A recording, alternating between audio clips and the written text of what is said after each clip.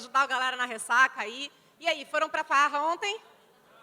Não? Vocês estão tudo velho que nem eu, beleza. 10 horas eu tava na cama, morrendo de sono já. Gente, hoje a gente vai começar aqui mais um dia e eu estou procurando o passador de slides. Meu nome é Érica Briones, eu sou uma mulher branca de cabelos roxos e rosas. Estou usando uma blusa preta da organização e um moletomzinho. E o cabelo está na minha cara, mas beleza. Então, agora a gente vai começar aí falando do que a gente tem preparado para hoje, falando do que vai acontecer nesse dia. Em primeiro lugar, vamos agradecer novamente os nossos patrocinadores que tornam isso aqui possível, a Cambanize, a TQI, a Flomatica, que são os titles que contribuíram imensamente para o que a gente está fazendo aqui hoje. Vamos também falar do Diamond, os agilistas, a Thoughtworks e o seu Content Space, a Dell Technologies, que está ali com o stand.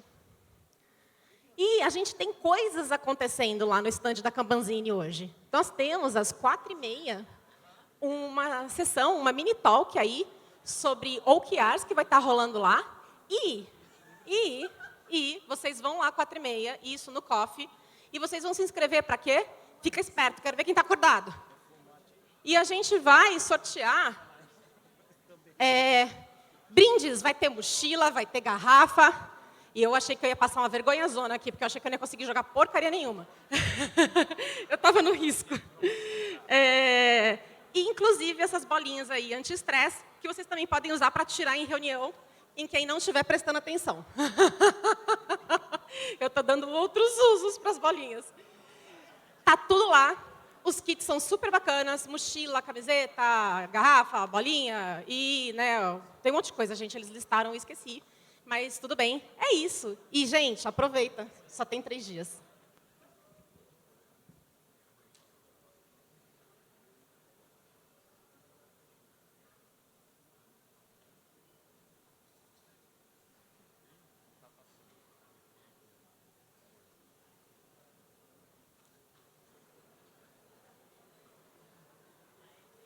Com vocês o vídeo do patrocinador.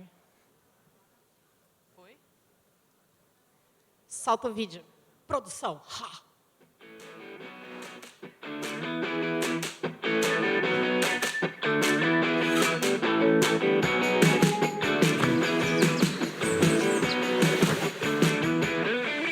Bom dia, boa tarde, boa noite.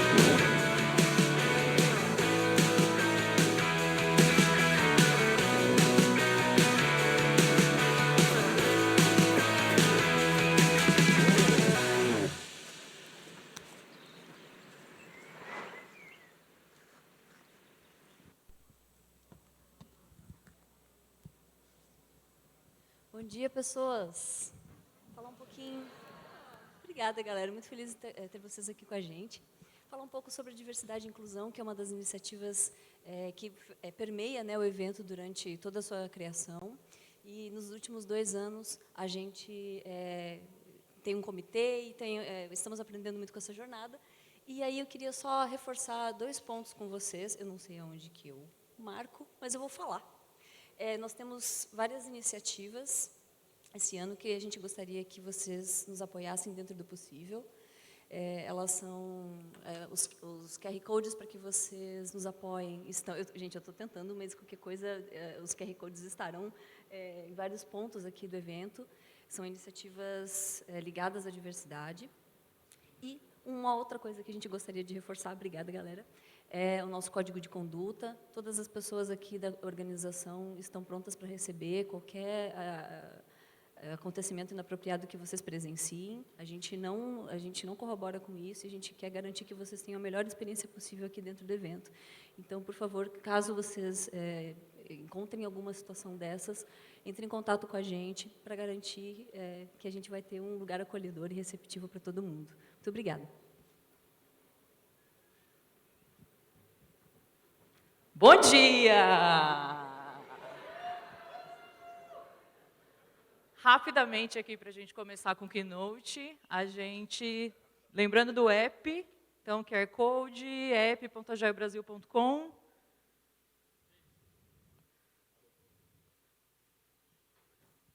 Pessoal, super importante, tá? A gente fez algumas modificações na grade, tá? Com base nos feedbacks de ontem.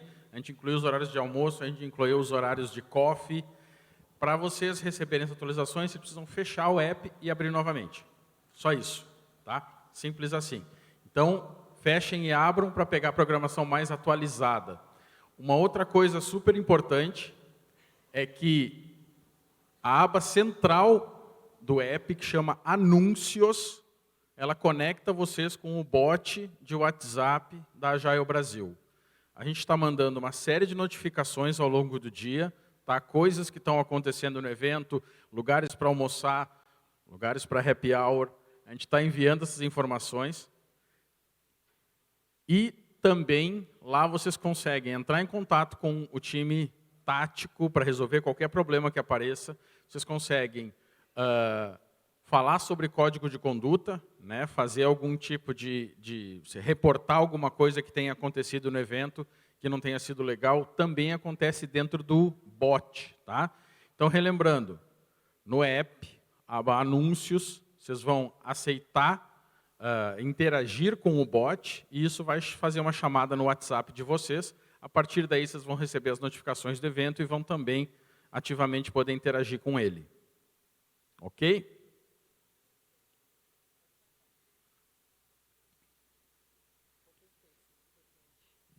Open Spaces, lembrando que a gente tem os espaços ali, como os flipcharts e os banquinhos para vocês fazerem os Open Spaces que vocês quiserem. Isso é livre. Quero falar de um tema específico. Vou lá, escrevo no flipchart, junto 2 pessoas e temos um Open Space. Mentoring Corner ainda está rolando. Está lá também falar com o Panda, tem as fotinhos. Fichas do Mão na Massa. A gente vai disponibilizar as fichas às 10h30 para os workshops da manhã e à 1 da tarde para os workshops da tarde. Sessões de destaque de hoje. Então, padrões sistêmicos, diga-me teus números que eu direi quem tu és. Muito boa essa palestra, vão assistir. Fractais com a Zaparoli, desafios na criação de um capítulo de agilidade. São as palestras de destaque que a gente tem hoje e a visitação ao Tecnopuc. Então, se vocês quiserem fazer um tour pelo Tecnopuc, conhecer e tal, é só passar nos estandes da DB Server ou da TW, fazer o credenciamento ali no QR Code, perguntar. Às 11 da manhã, hoje, vai ter essa visitação, é bem legal, eu recomendo também.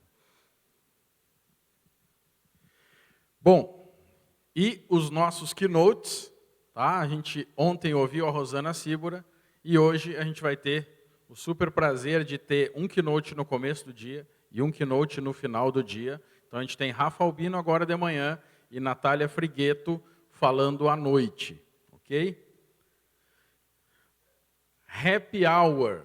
Tá? A gente teve algumas modificações por conta de chuva e tudo. Então, de novo, interajam com o bot, que vai ser pelo bot que a gente vai mandar localização, Google Maps, para vocês poderem chegar lá.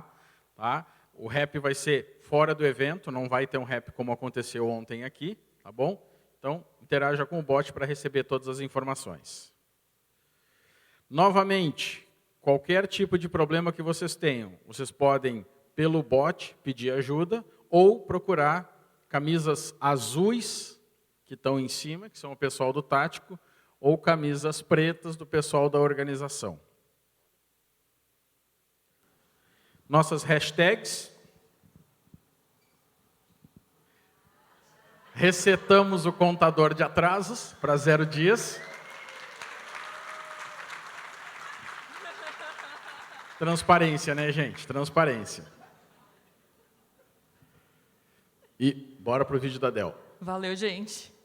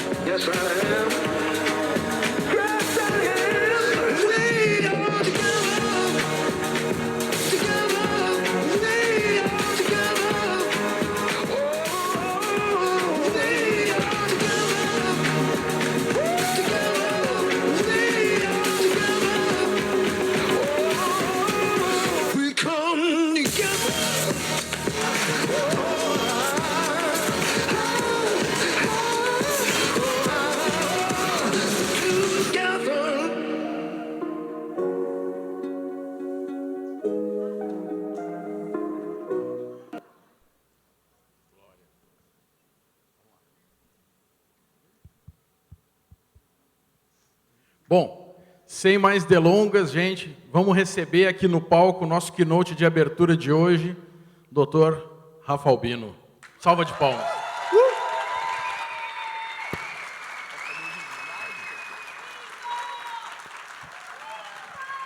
Bom dia, bom dia, bom dia, gente. Bom dia. Bom, primeiro, gostaria muito de agradecer a todas, todos e todos por estarem aqui 9h43 da manhã, depois de um dia bem intenso ontem de evento, né? Acho que fica muito interessante, eu não sei vocês, mas para mim tem sido a primeira experiência voltando para esse mundo físico. E isso, enfim, tem sido muito prazeroso, mas ao mesmo tempo é uma mudança que está acontecendo na nossa vida, né? A gente ficou praticamente 2 anos e meio, né, lidando com uma pandemia e agora a gente volta a ter essas relações com pessoas. E o tema da palestra de hoje, ou da conversa de hoje, ele, enfim, não sei se vocês estão conseguindo ver o título aqui, mas é Humildade, Metamorfose e Estruturas que Aprendem. Esse título, ele me veio assim, depois de uma reflexão sobre aquela música do Raul Seixas, certo? Eu prefiro ser essa metamorfose ambulante do que ter aquela velha opinião formada sobre tudo. Curioso, né? Por que será que veio esse insight? Então, esse vai ser o tema da palestra de hoje, mas para quem não me conhece, eu sou o Rafael Donaire Albino. Eu gosto muito dessa imagem porque ela acaba representando assim, né, acho que um espaço que conta quem eu sou, de onde eu vim e as pessoas que de alguma forma, né, estão comigo desde sempre. Então, tá ali naquela foto minha mãe e meu pai, são 2 pessoas, acho que super importantes, e eu gosto muito de dizer isso, eu sou filho de professora e professor, então acho que isso caracteriza um pouco do porquê que eu gosto de compartilhar conhecimento, né? Isso veio de casa, então minha mãe e meu pai estão ali no topo da mesa. Tem também meus 2 irmãos, eu sou o irmão mais velho de duas pessoas maravilhosas, Dani e o João. Dani, uma pessoa, né, um engenheiro, pai da Clarice, que é a nossa afilhada, casado com a Dé, também, minha cunhada. O João, acho que é interessante, tem muita gente que diz que ele é parecido comigo. Aí eu costumo falar que é engraçado, porque a gente tem 9 anos de diferença. Então, esses 9 anos, ou ele está muito mal, ou eu pareço estar bem, assim, né? Então, eu sempre gosto de dizer isso, assim. Tem um outro serzinho de luz que está vindo, né? Que vai ser irmão da Clarice, então não está aqui dentro dessa foto. Tem a Gê, né? Minha companheira de vida, inclusive palestrou ontem aqui, estava super nervosa. Nossa, eu vou falar lá no Agile Brasil, e meu Deus. Enfim, né, já são mais de 18 anos que a gente tem dividido essa jornada e tem sido bem transformadora. E estou eu ali, né, e eu gosto de dar esse zoomzinho assim, porque eu estou com uma camiseta de uma paixão que eu tenho também, chamada Corinthians. Então, é isso. Então, esse sou eu. As pessoas, elas costumam me conhecer muito por esse outro lado, né? E aí, estudando sobre ser integral, integralidade, eu acho que me introduzir falando de onde eu vim e quem eu sou, né, as pessoas que estão à minha volta, eu acho que traduz muito mais do que um livro de métricas, ou do que estou num banco, ou do que sou doutor. Então, eu acho que essas coisas, elas foram parte da minha jornada, mas a base, ela está ali, né, aquela foto, ela acaba representando muito de onde eu vim, e é de onde eu parto. Os slides que estão aqui, eles são opiniões minhas, vai ser muito interessante bater um papo aqui nos corredores do evento sobre os insights que foram gerados. Eu gostaria muito de fazer também aqui um breve disclaimer. No final da palestra, eu vou disponibilizar um QR Code com todas as referências. Então, fiquem tranquilas e tranquilos, sabe aquela coisa, nossa, preciso anotar, e não sei o que, eu perdi. Não, fica de boa, e no final da palestra tem o QR Code, certo? E aí eu queria trazer essa nossa conversa em 3 grandes momentos. E aí o primeiro deles é um pouquinho de nos refletirmos assim, sobre onde estamos agora. Então, eu acho que tem um ponto importante para a gente conseguir se conectar com o presente, que é reconhecer que as tecnologias, elas têm induzido muito a gente a espalhar mentira. Alguém aqui já parou para pensar a quantidade de fake news que a gente tem interagido nos últimos tempos? Né? A tecnologia, ela tem trazido esse tipo de capacidade para dentro das organizações e para o mundo que a gente está vivendo. Um outro ponto interessante também, que me fez refletir quando eu estava construindo essa palestra, é que o excesso de informação, ele tem feito com que a gente seja muito dono e dono do saber. E aí, eu queria deixar uma perguntinha bem básica para vocês aqui, que foi, qual foi a última vez que você se questionou? Das suas crenças, das suas referências. Será que a gente tem tido espaço para refletir sobre aquilo que a gente acredita? Ou nós estamos aqui, né, naquelas posições de eu sei de tudo? Certo? Então, acho que esse é um ponto para a gente pensar. Outra questão, pegando um pouco das redes sociais digitais, é que elas acabam limitando, nos colocando em bolhas, né? Eu não sei vocês, mas os algoritmos, principalmente de Instagram, LinkedIn, eles vão induzindo a gente a curtir o quê? Conteúdos muito parecidos, né? E aí, será que a gente está quebrando as bolhas onde nós estamos inseridos, assim? Ou a gente está sendo puxado e puxado por esses movimentos das redes sociais? Outro ponto para a gente pensar também, né, é que a gente tem se questionado pouco sobre dizer, ou até mesmo ser estimulado a saber, não saber das coisas. Então, eu achei muito interessante o keynote de ontem, né, teve um pouco desse questionamento, do tipo assim, poxa, o quanto a gente está se permitindo não saber. E aí, fica aqui a reflexão, quanto que a gente está se permitindo dizer, eu não sei. Os ambientes onde nós estamos, as estruturas onde nós estamos, elas têm nos permitido se colocar nessa posição de não saber? Ou, principalmente aqui, para quem é agente de mudança, as organizações elas têm cobrado respostas de vocês, onde vocês precisam saber de tudo, não é mesmo? Aí eu costumo brincar, né, que a galera agilista sabe de tudo, né? Sabe de negócio, sabe de tecnologia, sabe de fluxo, sabe de RH, de pessoas, né? Sabe de tudo. Agilista sabe de tudo. Então, acho que, e aí?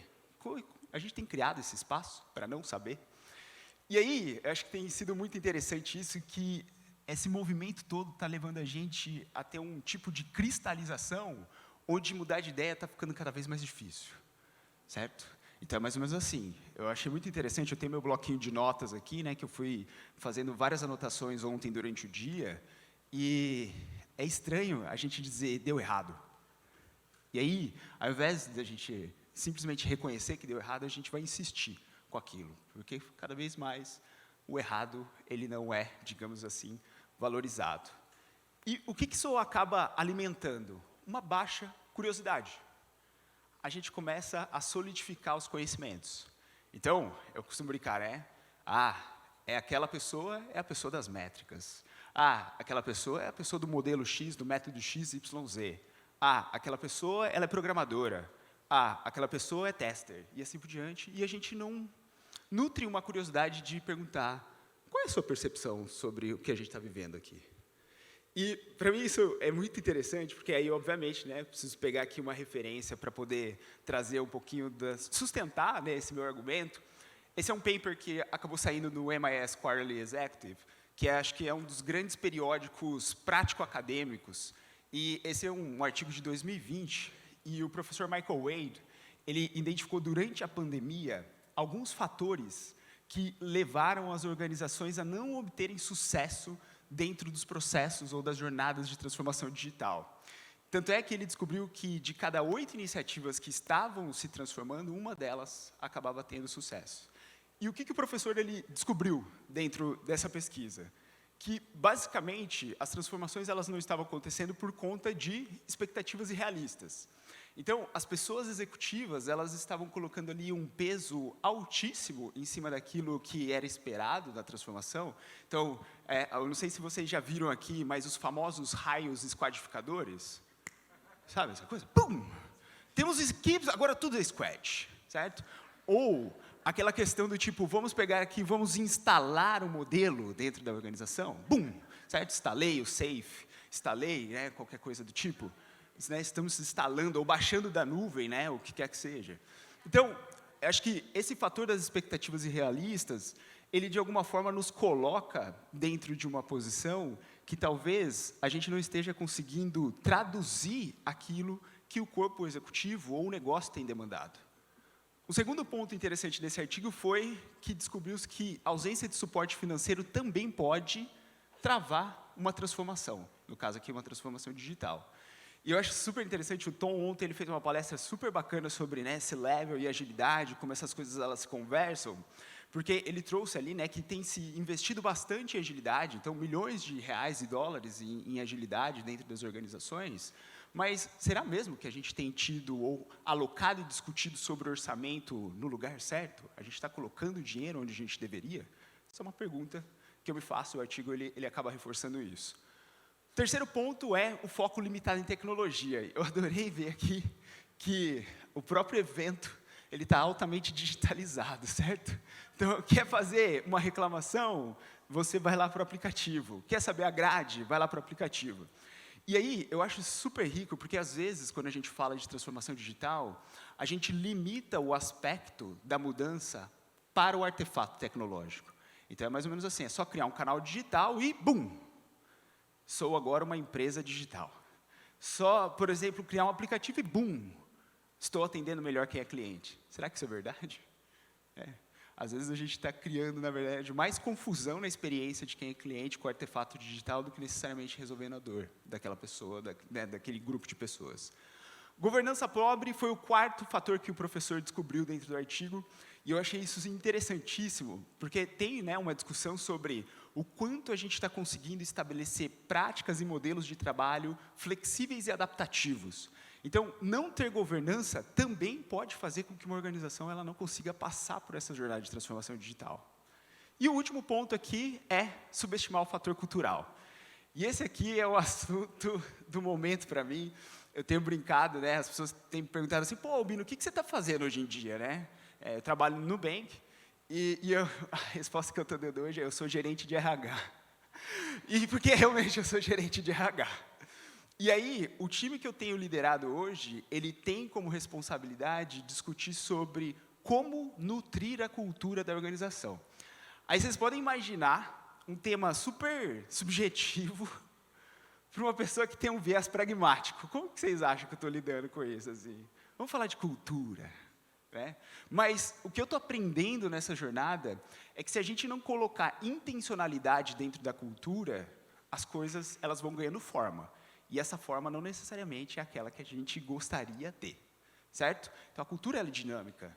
A organização é um organismo vivo que vai, né, mexendo e se desenvolvendo, e a gente não pode subestimar isso, porque esse é um dos motivos, inclusive, das transformações não funcionarem. Então, aí eu queria deixar uma pergunta aqui, né? Como a gente consegue, então, conduzir mudanças dentro de uma realidade que parece que ela está com muita pressa? Então, é aquilo, né? A gente precisa, ao mesmo tempo, gerar resultados, mas dentro de um contexto onde a gente se questiona muito pouco, onde a gente acaba sendo muito enviesado. E aí, como que a gente consegue conduzir esse tipo de mudança? E aí, essa é uma outra foto super interessante, né? Acho que aqui a gente estava no aniversário de 90 anos do meu tio, Newton, é o meu tio mais velho. E aí é muito interessante, porque aqui, né, a gente tem eu, a Jê, meu pai, minha mãe, minha prima, o marido da minha prima, meu tio e minha tia. E eu sou do interior de São Paulo. Então, eu sou da cidade de Bauru. Alguém aqui já ouviu falar de Bauru? Olha, lá de Ourinhos, né, ali, região de Ourinhos, Marília, muito bom. Então, eu sou lá de Bauru. E durante, né, esse ano de 2022, eu tive a oportunidade de interagir relativamente bastante assim com a minha tia e o meu tio, que são essas duas pessoas que estão aqui na foto, então esse zoomzinho a mais aqui. E nesse dia do aniversário do meu tio, ele chegou, né, depois dos parabéns, 90 anos não é qualquer idade, e aí as pessoas pediram para ele colocar uma palavra, assim, né, compartilha aí palavras, né, tio, do como que tá, ou como você está se sentindo por ter 90 anos, né. E aí ele trouxe uma frase que eu achei muito interessante, que ele falou assim, olha, eu sou uma pessoa que gosta muito de escutar.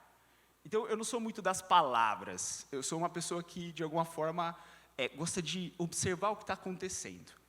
E aí, esse foi o primeiro aprendizado que meu tio trouxe para mim, e eu me conectei diretamente com o livro que eu tinha lido sobre filosofias africanas, do Ney Lopes, que ele fala assim, falar pouco, não desperdiçar a palavra, é sinal de boa educação e de nobreza de espírito. Então, o que eu queria trazer aqui como um ponto de reflexão para a gente? Às vezes, não falar também é uma forma da gente conseguir transformar os ambientes. Certo? Então, foi um insight que meu tio trouxe, e aí eu falei assim, eu acho que vale muito a pena, principalmente para a gente ir se posicionando aqui, né, e reforçando a importância da escuta. E aí, conversando com a minha tia, que foi a segunda fonte de sabedoria ancestral que eu tive contato, ela foi muito engraçada. Minha tia, assim, é uma pessoa maravilhosa, e aí eu que estou falando isso, tá, gente, que é alguém que convive com ela há muitos anos. E aí ela chegou e ela falou assim, né, num café assim, bem extenso que a gente teve, ela trouxe: Rafael, bacana demais ver você se desenvolvendo, né? Então, hoje em dia, as pessoas te conhecem, hoje em dia você vai lá, fala para o Brasil, tá interagindo com gente do mundo inteiro e assim por diante. Acho que esses são todos elementos que mostram que você está fazendo uma jornada que faz sentido.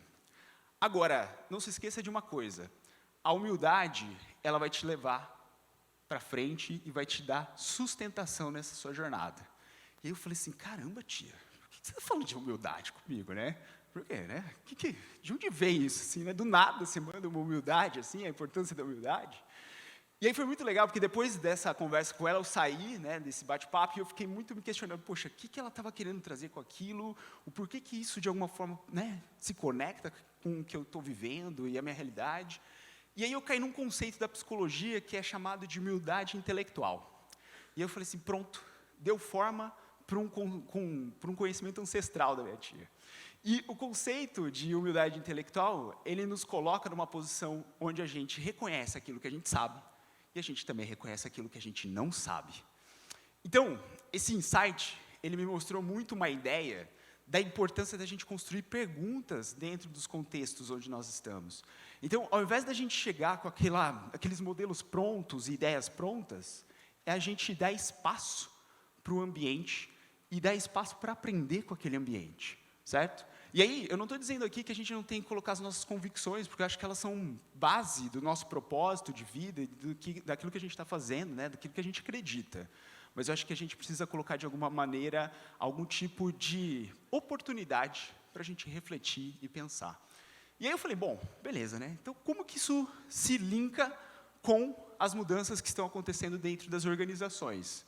E aí vem aqui um conceito que eu queria trazer para vocês, da Teoria U, do querido Otto Scharmer. Então, eu não sei, alguém aqui já leu Teoria U? Poderia levantar a mão? 1, 2, 3, algumas pessoas aqui levantando a mão. Otinho é aquele tipo de autor não muito simples de ser consumido, né? Porque a leitura do livro, ela é densa. Ela é um tipo de leitura que você fala assim: puxa, beleza, será que eu estou entendendo isso que ele está trazendo aqui? Mas acho que o modelo básico que ele acaba introduzindo, ele nos leva a tentar suspender as nossas vozes, principalmente as vozes do julgamento, que elas acabam limitando a nossa capacidade de aprofundar nos assuntos. Então, eu queria muito que vocês fizessem esse exercício, né? O quanto o julgamento está limitando vocês, certo? O segundo tipo de voz que ele traz é a voz do cinismo. E a voz do cinismo, ela geralmente nos coloca numa posição onde a gente não redireciona a nossa intencionalidade em referências novas. Então, sabe aquela coisa do tipo assim: eu só saio com as pessoas que eu gosto, ou aquelas pessoas que repetem comportamentos e hábitos que, de alguma forma, são familiares para mim? Será que eu só estou lendo a mesma autora ou o mesmo autor? Certo? Será que vale a pena a gente expandir as referências? Então ele fala: para o cinismo se calar, a gente precisa direcionar a nossa intencionalidade para outros caminhos ou outras referências. E o último tipo de voz, que eu acho que é maravilhosa, é a voz do medo. Então, não sei vocês, mas antes de fazer essa palestra aqui, eu estava morrendo de medo. Estava super nervoso aqui. Eu ainda estou um pouco nervoso. Vai passando, né? Mas assim, eu estava super nervoso. E a voz do medo, ela pode paralisar a gente, certo? Então, é interessante porque o Otto, ele traz que, para a gente ir calando ou silenciando esse tipo de voz, é importante a gente sentir o terreno, ou sentir o contexto, viver o contexto. Então, qual é o meu convite aqui? Se você é uma pessoa agente de mudança, que está tentando levar algum tipo de modelo para dentro da organização, a pergunta que eu faço é: o quanto você está no terreno? Ou você está se prendendo aos mapas que são construídos e que não aterrissam no terreno? Porque se você estiver nesse tipo de situação, provavelmente você está criando um tipo de solução que as pessoas não vão se enxergar e vão se perceber. E aí, lembra aqui da Teoria U. Porque para a gente se conectar a si mesmo e ao ambiente e se questionar quem a gente é, a gente precisa sair da superfície. Então, toda essa introdução, eu só queria trazer aqui para a gente de que, se realmente a gente está querendo fazer algo diferente, não dá para ficar na superfície. Não dá para ficar seguindo as tendências. Não dá para a gente ficar com esse ar de saber tudo. É importante a humildade e é importante a gente conseguir, né, se conectar com o ambiente, com o terreno. Seguindo aqui, e agora trazendo um pouquinho mais de forma para as organizações, eu queria compartilhar um case com vocês, que é o case da Manuela. E aí eu achei super legal, ontem o painel que o Pazianello estava facilitando sobre agilidade nos negócios, eu acho muito interessante esse conceito, né? A agilidade dos negócios, ela tem a ver com resultados, a agilidade dos negócios, ela tem a ver com exponencialidade, a agilidade dos negócios, né? Eu acho super legal. E aí a Manuela, ela viveu uma coisa mais ou menos parecida com essa. Então, ela é CTO de uma fintech, certo? Uma empresa financeira. Ela viu a empresa triplicar as métricas de saúde do modelo de negócio. Então, clientes, receita, otimização de custos, enfim, ela viu tudo isso acontecer lindo e maravilhosamente bem. Outro ponto que ela também percebeu e viu foi que a equipe de tecnologia e produto, ela acabou duplicando ali, né, na verdade, mais do que duplicando, ela multiplicou por 20 vezes o número de pessoas. Então, saiu ali de 15 para 300 pessoas. E eu acho que um ponto interessante é que a empresa ela vem aumentando também o portfólio dela de produtos e serviços. Então, alguém aqui está vivendo um contexto semelhante desse, assim, da Manuela? Empresa crescendo, um monte de time, um contexto... Alguém aqui? O que tem sido interessante? A Manuela, ela acabou compartilhando, e ela tem observado isso, que as mensagens que antes pareciam super simples chegarem dentro das estruturas, elas não estão mais chegando. Alguém aqui já viu isso? Aquela comunicação que funcionava muito bem antes, agora já não faz mais sentido, aquele protocolo de comunicação, aquela mensagem no Slack, né, no comunicador e assim por diante. Outro ponto que a Manuela está percebendo também é que as decisões elas estão ficando mais difíceis de serem tomadas. Alguém aqui lida com isso? Processo decisório lento? Né? Quem nunca, não é mesmo? Outro ponto que a Manuela tem observado é que as equipes elas estão com dificuldade para priorizar, né? Aquela frasezinha clássica, quando tudo é prioridade, nada é prioridade. Alguém aqui está vivendo esse tipo de problema, de priorização? Nada, super simples, né? Escolher. Não acontece em lugar nenhum, né? Só lá na Suíça, eu costumo brincar. A outra coisa que a Manuela está percebendo é que as estruturas elas estão priorizando resultados de curto prazo, porque as pessoas que estão tomando as decisões, elas estão sendo incentivadas no curto prazo e não pensar no médio e longo prazo. Alguém aqui vive esse tipo de situação? Não, não, certo? Então, aquela coisa do tipo, vamos fazer rapidinho agora, porque no final do ano a gente tem o bônus? Não é mesmo? Outro ponto que a Manuela tem observado com esse crescimento é que tem muitas coisas em paralelo, que, né, Juliano, Yoshima, Danilo, a galera, muito whip alto, certo? Não é excesso de trabalho? Alguém aqui lida com isso, excesso de trabalho? Não? Imagina. E é engraçado porque a Manuela está percebendo que, além do excesso de trabalho, ao mesmo tempo, a velocidade de entregar as coisas, ela está diminuindo. Olha, que curioso. Então, o time está trabalhando mais, mas está entregando mais devagar. Estranho, né? Mas é isso que ela está percebendo. Outro ponto que ela está percebendo também é que o top-down ele está se tornando um comportamento, porque as pessoas na camada executiva elas não estão tendo visibilidade do que está acontecendo no contexto. Alguém aqui vive esse tipo de situação, onde as camadas executivas não confiam? E aí, por isso, elas acabam tomando as direções? Alguém? Não? Sim? Nada? Quase. E aí, é interessante também, porque ela tem observado que o ambiente ele está lidando com modelos de trabalho que estão começando a emergir papéis diferentes e nomes super fancy, super chiques, do tipo Group Product Manager, Technical Product Manager, Technical Program Manager, certo? Esses termos assim, estão emergindo desse contexto e as pessoas não estão sabendo muito bem, elas são contratadas, mas elas não sabem muito bem para quê e o que elas vão fazer, mas elas estão lá com esses papéis. Outro ponto interessante também é que os processos e as práticas de trabalho parece que eles não estão acompanhando esse crescimento acelerado dessa estrutura. Então, sabe aquela coisa do tipo assim, nossa, aquela prática de revisão que antes funcionava porque a gente reunia todo mundo da empresa, agora é impossível. Alguém aqui já viu isso acontecer? Certo? Então, a Manuela está vendo bastante disso. E aí, é interessante porque ela está percebendo também que existe um certo saudosismo com relação à cultura da empresa. Então, sabe aquela galera das antigas que, tipo, nossa, antes não era assim, antes as pessoas eram mais colaborativas, antes as pessoas, elas estavam aqui mais interessadas no resultado, e agora isso não está acontecendo. Alguém aqui convive com isso? Com gerações distintas de visões mesmo, de experiências nas empresas? Certo? Muito, né? Então, ela está lidando com isso, com esse saudosismo. Além disso, ela está lidando também com uma tal de fobia do ágil. Sabe aquela coisa, tipo assim, não me vem falar de upstream, downstream. Não me vem falar sobre épicos, histórias de usuário e subtasks. Não me vem falar sobre plannings deles e rituais. Não me venha, isso aqui eu não quero saber. Alguém aqui lida com esse tipo de situação? De certo cinismo com relação a tal agilidade? E acho que um outro ponto também que ela está observando é que as equipes elas estão criando coisas ou estão criando soluções que resolvem os mesmos problemas. Alguém aqui já lidou com situações dentro das organizações onde as pessoas elas têm as suas agendas pessoais? Então é mais ou menos assim, 5 times fazendo a mesma coisa para dizer quem entrega aquilo? E isso gerando desperdício e coisas do gênero? Alguém aqui? A Manuela está vendo isso aí. Outro ponto interessante que ela está vendo também é que a colaboração está sendo menos estimulada. Alguém aqui tem lidado com ambientes onde as pessoas elas estão muito orientadas aos resultados e não querem nem saber de colaboração? Certo? Outro ponto que eu acho interessante também é a sobrecarga de trabalho.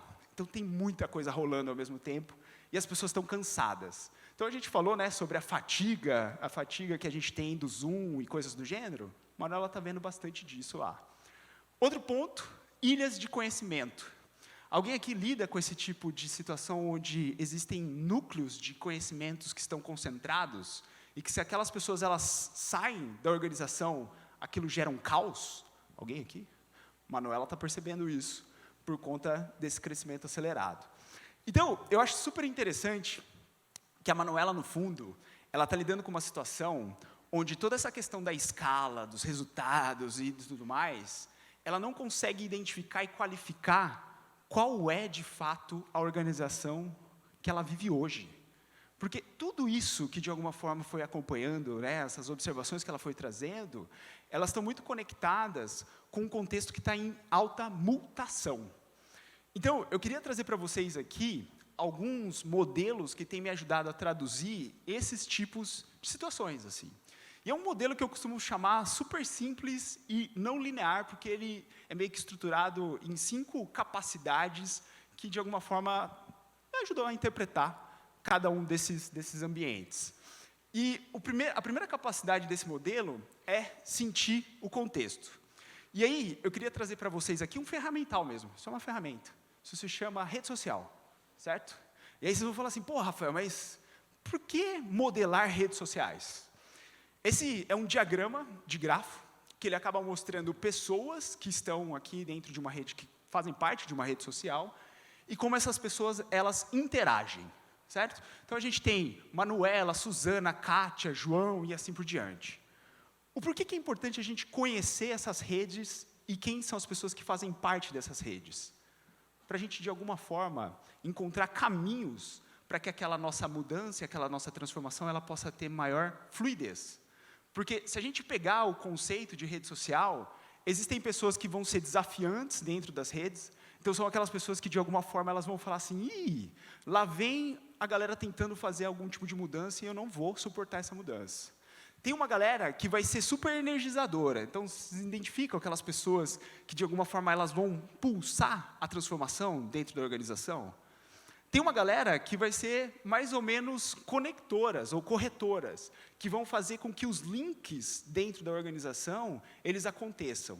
Então, a minha primeira dica aqui para sentir o contexto é, entendam a rede onde vocês estão, certo?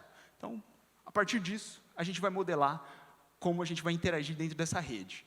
E o mais interessante disso tudo é o seguinte, às vezes a gente põe muito peso para cargos, certo? Então, a diretora, o diretor, a pessoa gestora, só que dentro de redes, nem sempre quem tem um cargo é a pessoa mais influente, certo? Isso é experiência de vida. Então, se a gente está querendo influenciar a rede, vamos conhecer essa rede e se conectar com essas pessoas que compõem a rede.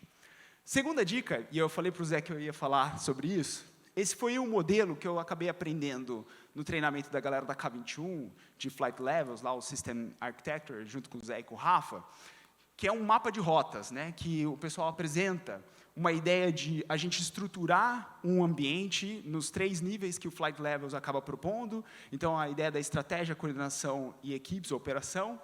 E aí, eu acabei fazendo uma extensão desse modelo que o Zé apresentou lá.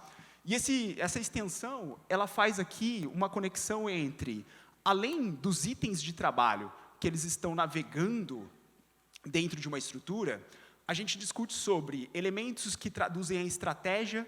Então, esses elementos eles estão muito mais num alto nível ou eles estão descendo para dentro das outras camadas da estrutura.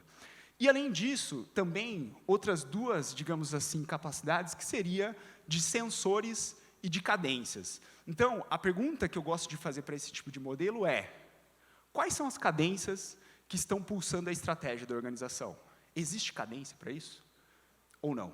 Porque, senão, a gente tem a oportunidade de tentar criar algum tipo. Existe algum sensor que traduz a estratégia ou o foco da organização? Então, né, aqui, exemplos que estão sendo colocados. Indicadores de performance, um scorecard, né, um modelo de estruturação dos OKRs, para quem aplica, ou até mesmo, né, uma pesquisa de clima, porque isso, de alguma forma, ajuda a ter uma tendência sobre se as pessoas estão satisfeitas ou não. Isso tudo tem traduzido a estratégia, os sensores eles estão ajudando, né, a gente a dar forma para a estratégia. Então, esse é o modelo, ele tem sido bem legal de aplicar, e ele me ajuda a tentar identificar gaps que possam existir dentro do contexto. Outro modelo, diagrama de loop causal. E aqui eu não poderia deixar de referenciar o podcast Segue o Flow, né? Thaís, Danilo, Git, Lulinha, que né, Donella Meadows mora no nosso coração, ela vai estar lá nas referências.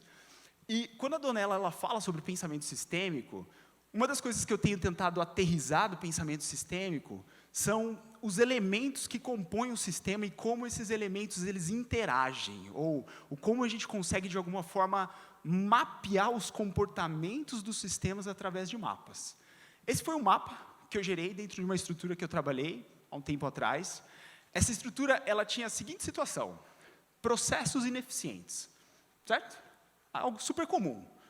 E aí foi super interessante porque não era uma área, era uma área meio dentro da organização. Só que quais eram os efeitos de um processo ineficiente? Então a gente descobriu que processos ineficientes levavam a os famosos pastéisinhos, então tudo era urgência. Além disso, a gente tinha uma situação onde aumentava-se o estoque de retrabalho, então as pessoas estavam loucamente num loop de retrabalho. Além disso, a gente percebia que os resultados não aconteciam. Só que, mais do que os processos ineficientes, existia um excesso de pontos de contato com essa área. E aí foi muito interessante modelar o excesso de pontos de contato, porque a gente foi descobrindo que as pessoas elas criavam um ambiente de competição de atenção dentro daquela organização. Então, era meio que aquilo, né? Eu tenho, por exemplo, 2 pessoas que podem me ajudar a resolver o problema. Aí eu tento com a primeira, se a primeira não me atende, eu tento com a segunda. E aí essas pessoas que eram numa mesma área, elas ficavam competindo a atenção das pessoas. Certo? E quais eram os efeitos disso? Então, diagrama de loop causal, ele ajuda a gente, de alguma forma, a identificar os efeitos positivos e negativos desses loops de feedback. A gente está aqui falando sobre sentir o contexto. A última dica que eu queria colocar são as métricas, não poderia deixar de falar né, desse assunto.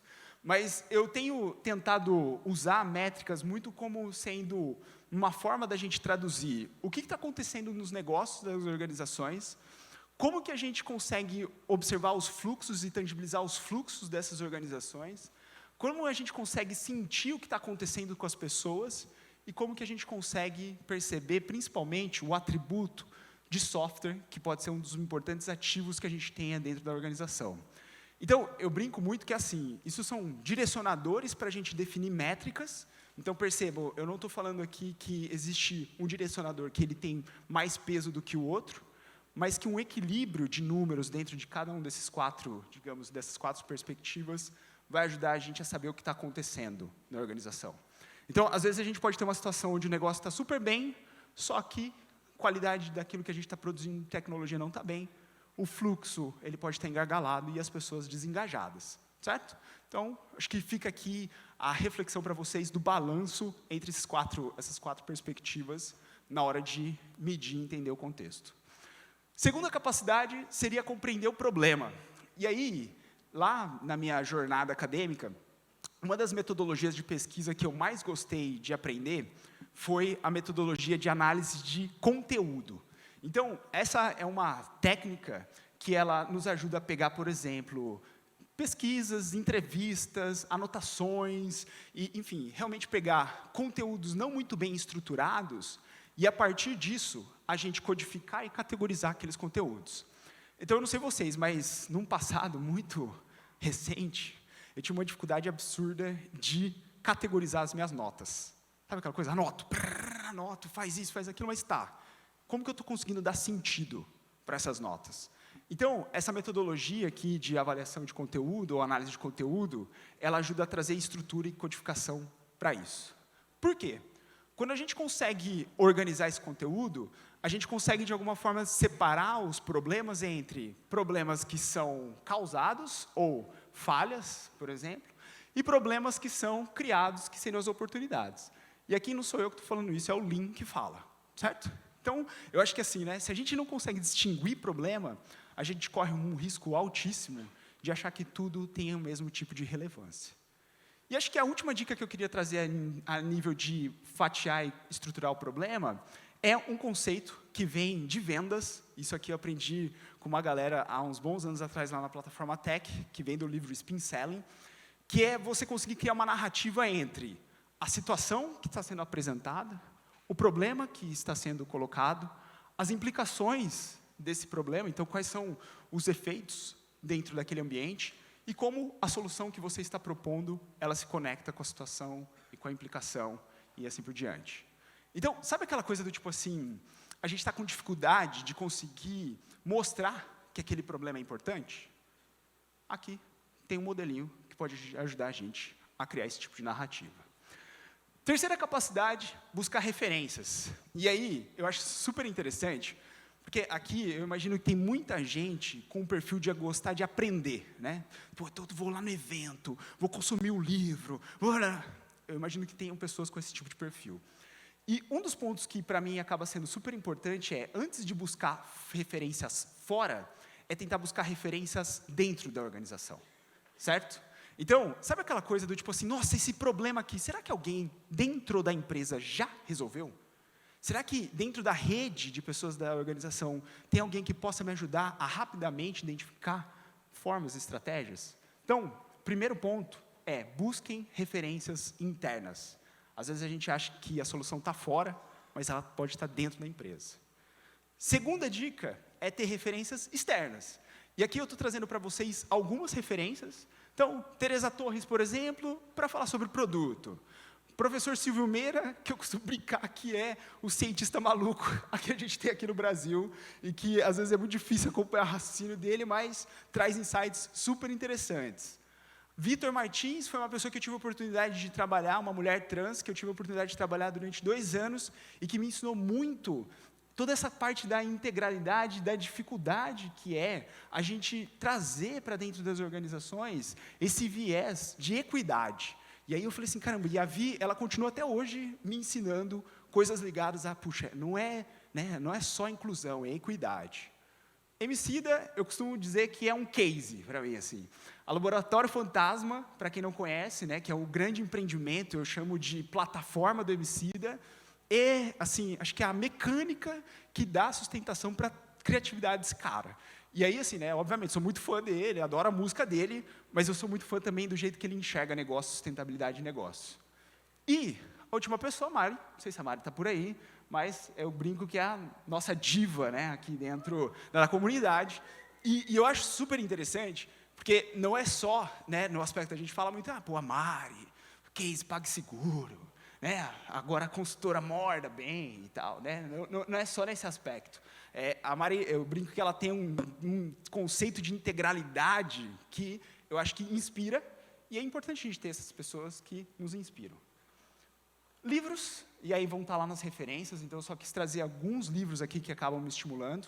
Podcasts, então a pandemia me fez ser o louco do podcast, então enquanto eu estou lavando louça, eu estou escutando podcast, e aí tem vários aqui, né, e tem várias pessoas, inclusive, que são hosts desses podcasts aqui no evento, então acho que fica aqui a dica para vocês. E comunidades, eu acho que assim, né, eu estou aqui com o meu bloquinho de notas, porque essa comunidade, ela me alimenta, certo? Então, ela me traz referências.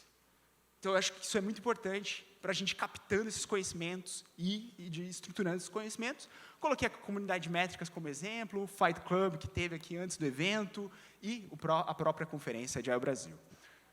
Quarta capacidade, fatias de mudança. Outro modelo, esse aqui eu até escrevi um artigo na HSM sobre ele. Ele basicamente ajuda a gente a entender um contexto organizacional em cima de capacidades e não em cima de práticas. Então, a discussão que a gente faz é: quais são as capacidades que sustentam a estratégia da organização? Quais são as capacidades que ajudam a organização a ter uma coordenação eficiente? Quais são as capacidades que ajudam ao nível de time, ao nível das estruturas, aquela organização ela ter fluidez, resultado e assim por diante? E aí é legal porque esse modelo ele ajuda a gente a identificar capacidades que a gente tem evidências de que estão funcionando, capacidades que podem estar ali com algum tipo de oportunidade de evolução e capacidades que elas ainda não foram ativadas. Onde que eu me inspirei nisso? Kanban Maturity Model. Então, eu acho super interessante porque as pessoas falam assim, né, nossa, você está criando. Não, é conectar. Acho que as coisas aqui que eu queria deixar muito é gerar esse tipo de conexão para ajudar a gente a criar mudanças dentro das organizações, que elas sejam mudanças sistêmicas. Elas tenham, né, começo, meio e fim. Outro ponto, estimular comunidades internas dentro das organizações. Eu não sei vocês, adorei a palestra da Cessi ontem de como se tornar uma pessoa dispensável, e eu acho que uma das formas da gente conduzir esse tipo de movimento é o quê? É criando comunidades internas dentro das organizações. Então, o que eu queria trazer para vocês a nível de fatiar mudanças ou gerar mudanças é o quanto a gente está conseguindo descentralizar o nosso conhecimento dentro das organizações, certo? Porque acho que isso traz sustentabilidade para a mudança. Então, para mim, é muito rico quando eu hoje converso com pessoas que trabalharam comigo há 5 ou 10 anos atrás, e elas falam assim, Rafael, você mudou o jeito que eu enxergo esse determinado tipo de assunto, porque eu levo isso para todo lugar. Isso, para mim, é gerar efeito de comunidade e a gente conseguir garantir nessa distribuição. É sempre lindo e maravilhoso? Todo mundo compra a ideia de comunidade dentro das organizações? Não, certo? Mas a gente tenta. E tem hora que vai funcionar e tem hora que não vai funcionar. E a última capacidade que eu queria trazer aqui é a revisão dos aprendizados. Eu não sei se vocês já ouviram falar desses dois senhorizinhos, né? Essas duas, eu costumo chamar referências da gestão do conhecimento, que é o Nonaki Takeuchi. A gente fala muito deles dentro do New Product, né, Development, que foi uma das bases para a geração do Scrum, mas a gente esquece que essas duas mentes, elas embasaram tudo que a gente chama hoje de conhecimento tácito explícito. Eles criaram esse tipo de taxonomia, certo? Então, isso aqui é um negócio maravilhoso, assim. E dentro do trabalho do Nonaki Takeuchi, eles falam sobre a importância de a gente fomentar uma gestão estruturada de conhecimento dentro das organizações. Então, qual é a reflexão que eu queria trazer nessa última capacidade? A gente está conseguindo capturar conhecimento na organização? Então, existem modelos hoje onde a gente consegue documentar esse conhecimento que está sendo gerado? Ou as pessoas elas estão num processo de ficarem reinventando a roda? Sério? Então, eu acho isso muito engraçado. Porque o pessoal falando, não, vamos fazer uma facilitação sobre estratégia. Tá, você foi lá perguntar na base de conhecimento se alguém já fez isso. Às vezes as pessoas elas gastam uma baita de uma energia criando algo que já está disponível. Então, é importante a gente conseguir reutilizar esse conhecimento e evoluir esse conhecimento, certo? Então, as pessoas falam muito assim, precisa documentar? eu digo documente o necessário, mas principalmente documentos aprendizados. Porque, senão, ontem o Seba, a gente estava no bar lá conversando um pouco sobre isso, o conhecimento ele é dinâmico. E se a gente não vai reciclando esse tipo de conhecimento, a gente corre um alto risco de ficar cristalizado em algo que já não faz mais sentido, certo? Então, tem conteúdo que ele caduca mesmo e está tudo bem, ele passa. Algumas frases para a gente poder encerrar e, de alguma forma, deixar vocês pensando. Tem uma frase que eu acho muito legal, do Amir Kaisi, eu não sei se assim se pronuncia, Amir Kaisi, que é de um livro chamado Ambitious, ou Humildade e Ambição, e ele diz mais ou menos assim: conheça os seus limites, reconheça a sua ignorância e aprenda com as outras pessoas. Certo? Não preciso falar mais nada. Outra frase da Donella Meadows, que eu acho que ela é muito maravilhosa, enfim, que é: o modelo ele é uma imagem mental simplificada e idealizada que permite representar com maior ou menor precisão o comportamento de um sistema. O que eu queria que a gente refletisse sobre isso? Mapa é diferente do terreno. Existe um gap entre o que acontece no dia a dia e os modelos que a gente cria. E a gente precisa tentar traduzir. Terceira frase do querido Josh Sadan, ele fala assim: uma hipótese primária tem duas partes: o que acreditamos e as evidências que buscamos para saber se estamos certas ou erradas. Certo? Então, assim, a gente continua tendo as nossas crenças, as nossas definições e tudo mais. Mas é importante evidência para quebrar ou reforçar aquilo que a gente acredita. Certo? Então, menos achismos, menos fake news, pelo amor de Deus.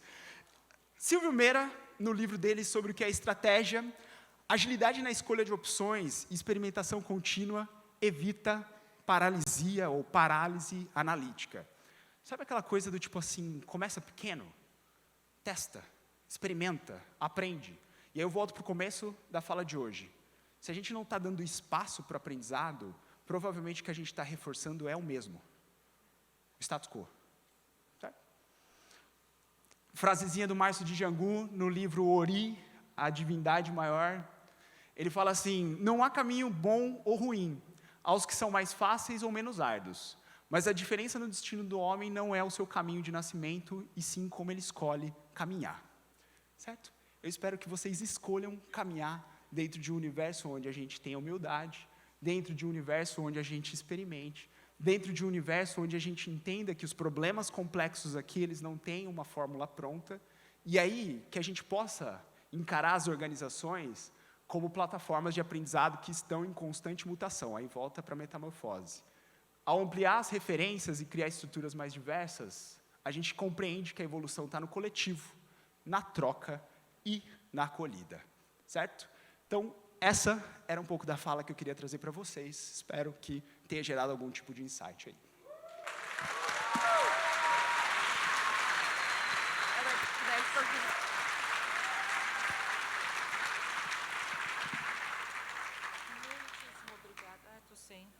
Muitíssimo obrigada, Rafa, por essa apresentação. Foi excelente, maravilhosa. Vamos abrir aqui para 2 perguntinhas. Quem quiser fazer pergunta para o Rafa, e depois a gente vai para o coffee. Perguntas? Mãos levantadas.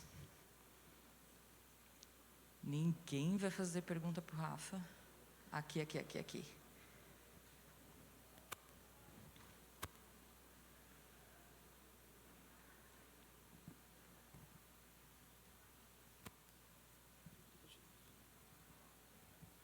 Oi, Rafa, tudo bem? Quando você estava colocando a questão da base de conhecimento, você colocou a questão do caducar do conteúdo e a questão de não ficar reinventando a roda, o grande mistério na vida nunca são os extremos, né? É sempre os limites. E eu acho interessante a gente, de repente, compor dentro da sua apresentação como um todo, como é que tu diferencia o que já foi feito e eu não deveria ficar insistindo, porque uma coisa tudo bem, a sua reunião de estratégia pode ter sido feita 2 anos atrás, onde era um contexto completamente distinto do que eu estou vivendo hoje, e hoje isso talvez fosse bem sucedido. Então, eu acho que simplificar dessa forma pode causar uma confusão, porque aí supostamente já foi feito, eu não preciso fazer de novo, que está errado. Ou não importa o que fizeram, eu vou fazer tudo de novo também, o que também está errado, né? Então, eu acho que a dificuldade de tudo isso é justamente equilibrar a balança. E eu gostaria de ouvir a sua opinião sobre isso. Total, Érica. E aí eu vou dizer o seguinte, para a balança ela estar equilibrada, a gente precisa ter sensibilidade. Certo? Então... Não, então, a gente precisa ter sensibilidade, porque as referências, elas existem, porque elas criam atalhos super, eu diria, sexys, né? Assim, eles são super atrativos, porque é como se a gente terceirizasse para a referência a nossa necessidade de reflexão. Então, a sensibilidade, ela está ali, né? Eu saí do piloto automático, e aí eu estou levando em consideração o ambiente que eu estou, as pessoas que estão compondo, como aquele tipo de dinâmica ela se encaixa dentro. Então, acho que sensibilidade, para mim, é a vez para a balança ficar um pouquinho mais equilibrada. Oi, Rafa. Salve, Alceu. Alceu, tudo bem? Rafa, teve um momento aí, mais ou menos pelo começo, primeiro terço, você falou alguma coisa sobre cultura e essa questão de que, de repente, a gente está fazendo coisas que a cultura está indo para um jeito que não é o que a gente quer. Alguma coisa mais ou menos assim, não sei se você está lembrado. Quem é a gente? Quem é a gente? Quem é a gente? A gente quer. A gente, quem que quer uma certa cultura? Quem é o dono da cultura? Quem é que diz como é que a cultura tem que ser? Ótima pergunta. Eu vou dar, assim, né, essa minha busca por referências, ela está me ajudando muito a traduzir cultura, tá, Alceu? Então, eu acho que isso está sendo bem interessante para dar forma para a cultura, né? Porque às vezes a gente coloca num conceito bem subjetivo, né? E aí o que significa, quem são as pessoas que constroem e tudo mais. Eu acho que tem um aspecto para mim que ele é muito explícito, que quem constrói isso são as pessoas, ou quem de alguma forma desenvolve isso são as pessoas que estão ali, as interações. E aí, também, a cultura, ela acaba sendo modelada em cima dos sistemas de incentivo nos quais aquelas pessoas estão inseridas, as próprias estruturas que foram ou já estão estabelecidas, que vão modelando essas pessoas. Então, um exemplo bem clássico, a gente tem feito uma análise, por exemplo, de cultura, e uma das coisas que a gente está percebendo é valores, que é uma forma de você tentar traduzir cultura, né, o que você valoriza como organização, o quanto eles, de fato, estão sendo refletidos nas práticas que estão sendo executadas dentro da organização, porque é mais ou menos assim, isso pode estar causando uma distopia dentro do ambiente, porque a gente reforça algo, mas que no dia a dia ele não se traduz, ele não vive. Então, se eu posso dizer assim, a gente, né, quem somos, né, essas pessoas que estão construindo a cultura, são aquelas que estão inseridas dentro daquele ambiente. Mas aí, eu acho que tem um ponto super interessante, acho que a gente pode debater isso com mais calma, mas que a gente não pode negligenciar os aspectos externos às pessoas. Então, assim, aí eu vou colocar aqui, né, dentro de um posicionamento de um homem negro, certo? A pergunta que eu faço é, quantas pessoas negras a gente viu aqui palestrando dentro do evento? Certo? Aí, assim, você fala, poxa, não, então, mas a cultura é uma cultura de diversidade e inclusão?